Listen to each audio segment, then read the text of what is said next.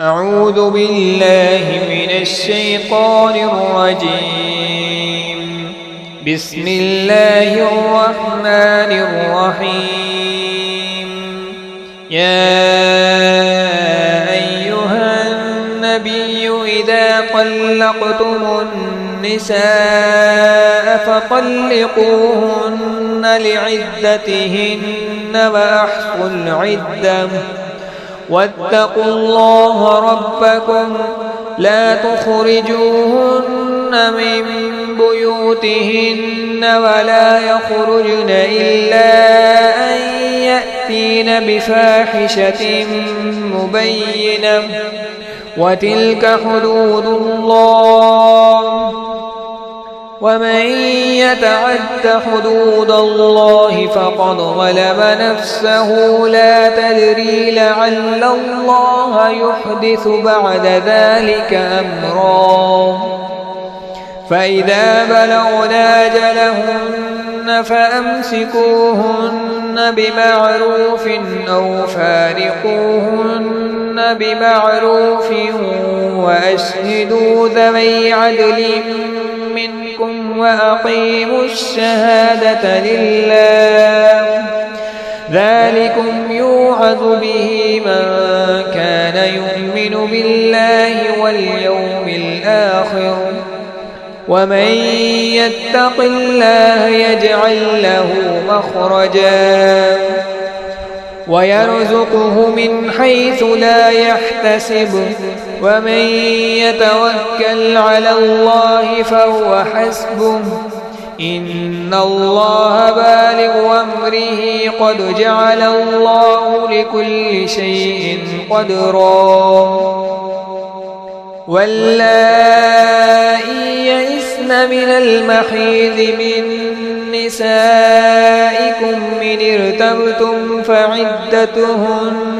3 أشهر واللائي لم يحضن وأولاة الأحمال أجلهن أن يضعن حملهن وأولاة الأحمال أجلهن أن يضعن حملهن ومن يتق الله يجعل له من أمره يسرا.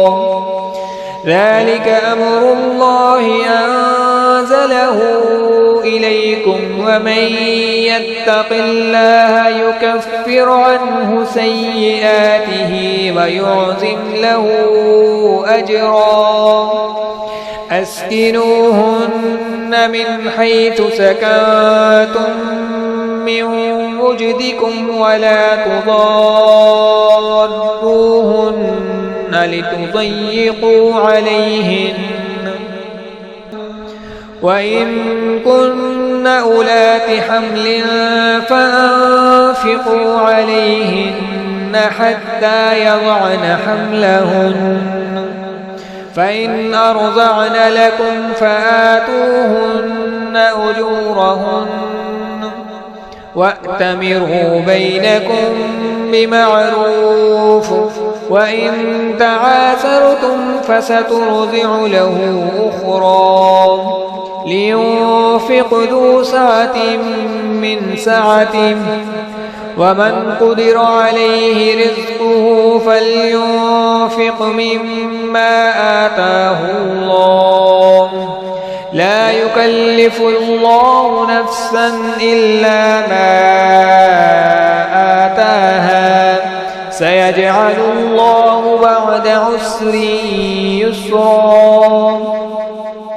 وكأي من قرية عتت عن أمر ربها ورسله فحاسبناها حسابا شديدا وعذبناها عذابا نكرا فذاقت وبال أمرها وكان عاقبة أمرها خسرا. أعد الله لهم عذابا شديدا فاتقوا الله يا أولي الألباب الذين آمنوا قد أنزل أنزل الله إليكم ذكرا رسولا يتلو عليكم آيات الله مبينات ليخرج الذين آمنوا وعملوا الصالحات من الظلمات إلى النور ومن يؤمن بالله ويعمل صالحا يدخله جنات تجري من تحتها الأنهار خالدين فيها أبدا قد أحسن الله له رزقا الله الذي خلق 7 سماوات ومن الأرض مثلهن يتنزل الأمر بينهن لتعلموا أن الله على كل شيء قدير وأن الله قد أحاط بكل شيء علما صدق الله العظيم.